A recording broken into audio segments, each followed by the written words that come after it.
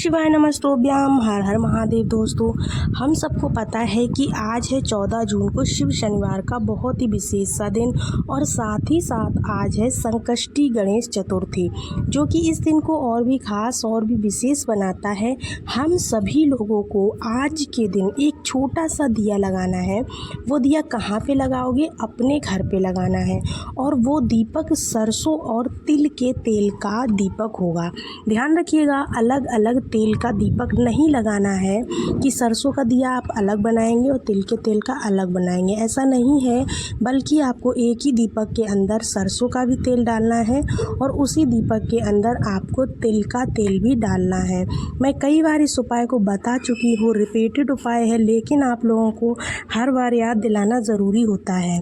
देखिए, इसी की बात हम लोग इस वीडियो में करने वाले हैं। ठीक है, सबसे पहली चीज़ आपको क्या करना है, सबसे पहले एक छोटी सी बात मेरी आप समझ लो कि ज़रूरी नहीं है कि ये दीपक जो है उसको लगाने के लिए आपको मिट्टी का ही दीपक चाहिए। आप चाहें तो मिट्टी का ले सकते हैं, चाहे तो जो आटे का दीपक बनाते हैं वो ले सकते हैं, चाहे तो आप पीतल का दीपक भी ले सकते हो। कोई चीज़ मतलब कोई सा भी दीपक लीजिए, कोई भी ऐसी दिक्कत नहीं है। उसके अंदर आपको सरसों का तेल भी डालना है और साथ ही साथ क्या डालना है, तिल का तेल भी डालना है।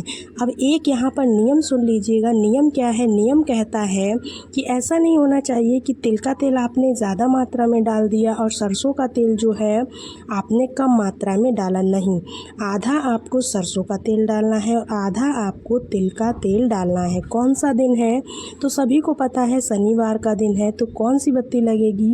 गोल बाती आपको इस दीपक पे लगानी है। अब आप इस दीपक को उठाओगे और ये दीपक जलाओगे कहाँ पर, ये बात आपको बिल्कुल क्लियर सुन लेनी है। आपके घर का जो मेन गेट होता है ना, जो लोहे वाला दरवाज़ा हो या फिर लकड़ी का हो, जो भी हो, उस दरवाजे के राइट साइड में यानी सीधी तरफ आपको इस दीपक को लगाना है, दाहिने हाथ पर। ठीक है ना?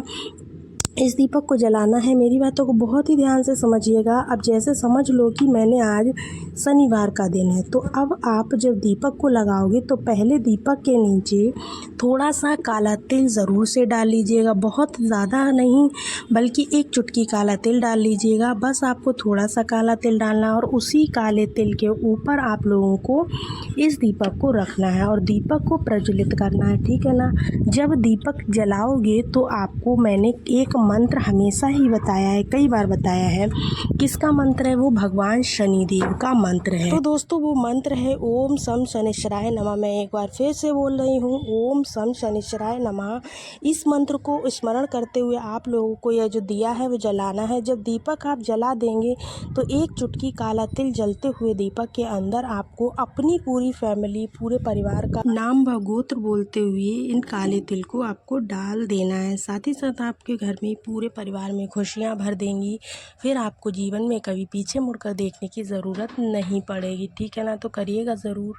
साथ ही साथ दोस्तों, आज का जो उपाय है, दूसरे उपाय की अगर हम बात करें तो दूसरा उपाय किन लोगों को करना है, कैसे करना है और कब करना है, सारी बातें आपको इस वीडियो में क्लियर होने वाली हैं।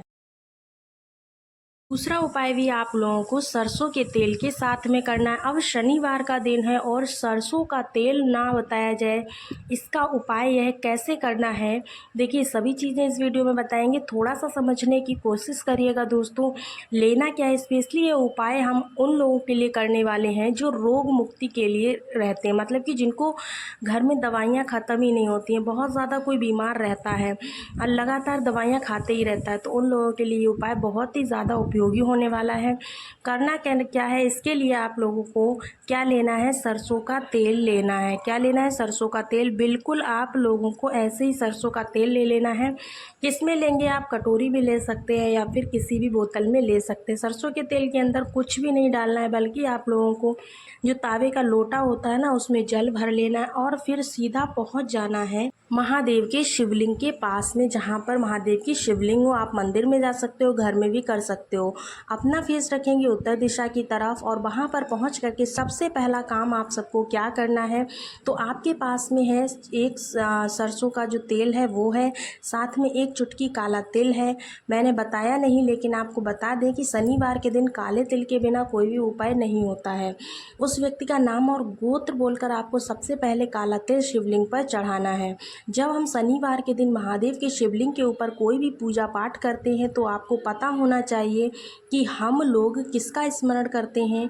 तो हमेशा ही हमने आपको बताया है कि जब भी शनिवार के दिन आपको सरसों के तेल वाला उपाय करना है, ऐसे में आपको काशी विश्वनाथ का नाम लेना होता है। कौन सा नाम लेना है?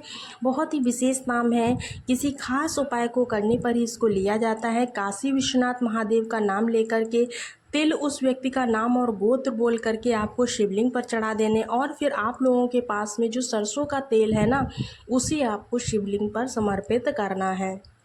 जब काला तिल चढ़ाओगे तो काशी विश्वनाथ का महादेव का स्मरण करोगे, लेकिन जब सरसों का तेल चढ़ाओगे तब आपको एक नाम और लेना है। तब आपको कौन सा नाम लेना है? तो वो नाम है कुंदकेश्वर महादेव का ध्यान करके समर्पित करना है।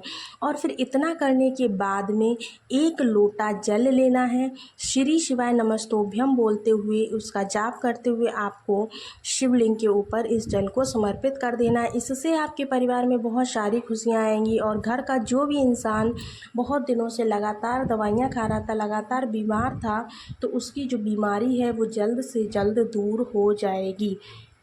तो होप सो आपको दोनों उपाय बहुत अच्छे से समझ में आए होंगे। बढ़ते हैं अपने तीसरे विशेष उपाय की तरफ। तीसरा उपाय क्या है, कैसे करना है? शनिवार के दिन ही आपको तीसरे उपाय को करना है।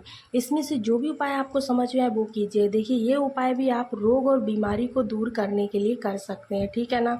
अगर किसी आप लोग ये गलती करते हैं, जैसे ही उपाय करने से आप ठीक होते हैं, आप क्या करते हैं, जो भी डॉक्टर हैं या फिर आपको जो दवाएं लिख के दे रहे हैं वो सारी की सारी आप बंद कर देते हो, उन दवाओं को आप तुरंत बंद कर देते हो। तो ऐसी गलती कभी मत कीजिएगा। दवाओं को थोड़े और दिन खाकर देखिएगा, फिर आपके अंदर से बीमारी जो है बिल्कुल जड़ से निकल जाएगी, ठीक है ना।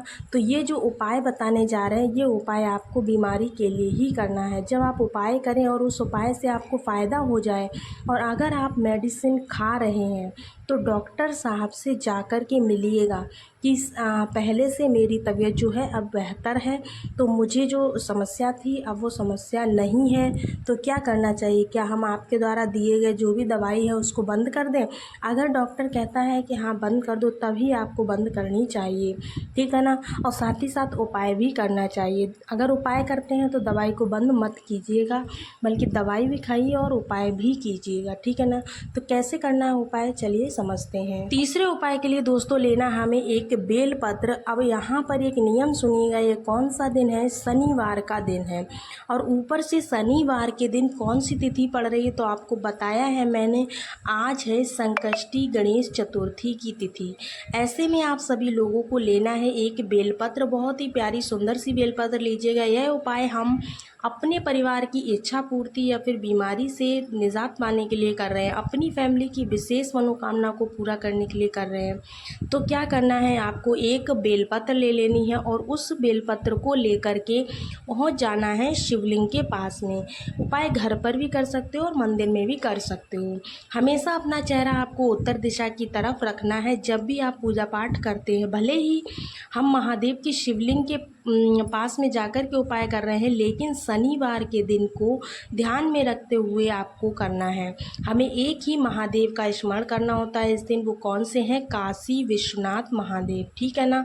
तो आपको क्या करना है, काशी विश्वनाथ महादेव का नाम स्मरण करते हुए सबसे पहला काम करना है, जो आपको मैंने बेलपत्र बताई है उस बेलपत्र को लेकर के आपको भगवान गणेश के स्थान पर, शिवलिंग पर जो स्थान भगवान गणेश का होता है उस स्थान पर आपको समर्पित कर देनी है।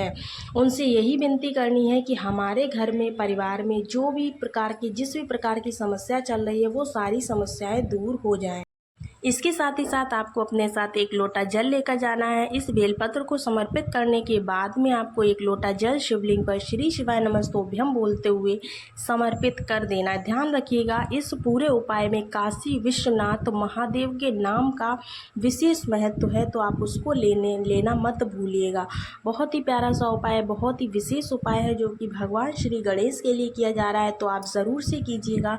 होप सो आपको तीनों उपाय बहुत अच्छे से समझ में आए। होंगे। अगर किसी प्रकार का आपको डाउट है या किसी प्रकार का आपका क्वेश्चन है तो आप हमें कमेंट्स कर सकते हैं। आप हमारे साथ फेसबुक पेज शिव उपाय विद ऋचा से भी जुड़ सकते हैं। साथ ही साथ आप हमें इंस्टाग्राम आईडी पर मेल डीएम कर सकते हैं।